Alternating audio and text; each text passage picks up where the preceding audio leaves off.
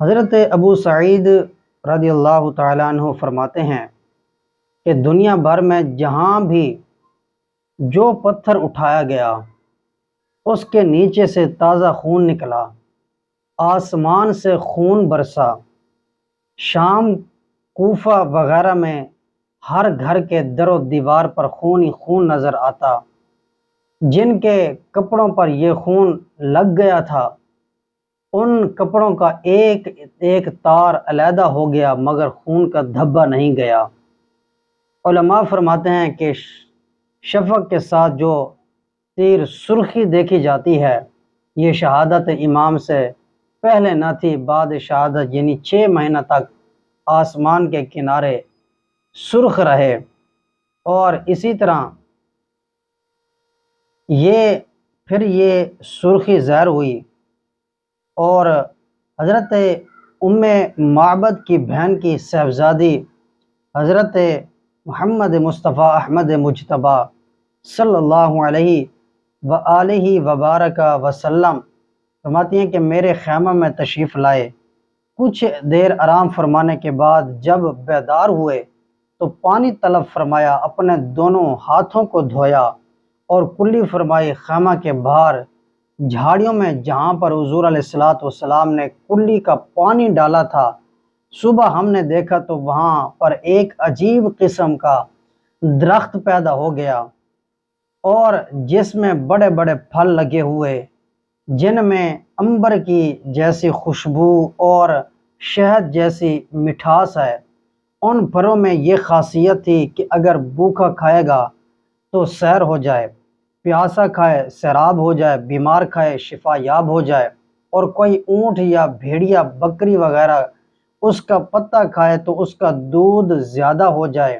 ہم نے اس کا نام شجرہ مبارک یعنی برکت والا درخت رکھا۔ اطراف اور جوانب سے کثیر تعداد میں لوگ آئے تھے اور اس سے فیض حاصل کرتے ہوئے اچانک ایک صبح کو ہم نے دیکھا کہ اس درخت کے تمام پھل گر گئے، جھڑ گئے اور پتے سوکھے ہوئے ہیں۔ ہم لوگ بہت پریشان ہوئے کہ ایسا کیوں ہوا ہے۔ اتنے میں اطلاع ملی کہ اللہ کے پیارے حبیب صلی اللہ علیہ وسلم کا اس دنیا سے وصال ہو گیا ہے۔ پھر چند دنوں کے بعد درخت میں نئے پتے اگائے، پھل بھی لگے مگر کم۔ اس واقعے کے تقریباً 30 برس بعد ایک صبح کو پھر ہم نے دیکھا کہ اس درخت میں تنے سے لے کر اوپر کی شاخ تک کانٹے پیدا ہو گئے اور پھل گر گئے۔ ہم لوگ سخت تشویش میں مبتلا ہو گئے کہ ضرور کوئی حادثہ پیش آیا ہے، یہاں تک کہ اطلاع ملی کہ حضرت علی المرتضیٰ کرم اللہ الوجہ الکریم نے شہادت پا لی ہے۔ اس کے بعد اس درخت میں پھل نہیں لگے، محض پتے باقی رہ گئے۔ ہم لوگ انہی پتوں سے ہی فیض حاصل کرتے رہے۔ کچھ دنوں کے بعد ایک صبح کو ہم نے یہ دیکھا کہ اس مبارک درخت کے تنے سے تازہ خون جاری تھا۔ اللہ اکبر! اس درخت کے پتوں سے اور تازہ خون جاری رہا، پتے سوکھ کر گر گئے۔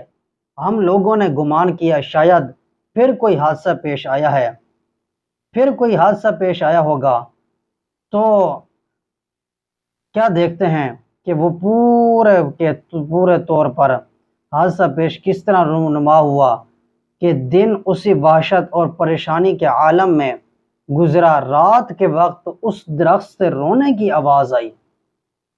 اللہ اکبر!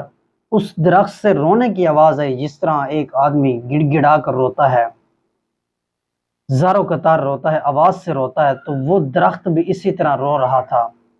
رونے کی آواز ہے جس سے ہم لوگ کی وحشت اور بڑھ گئی، عجیب کیفیت طاری ہو گئی، یہاں تک کہ دوسرے دن اطلاع ملی کہ سیدنا امام حسین رضی اللہ تعالی عنہ اور آپ کے اہل بیت اور دوسرے ساتھیوں کو 3 دن کی بھوک پیاس کے عالم میں میدان کرب و بلا میں یزیدیوں نے شہید کر دیا۔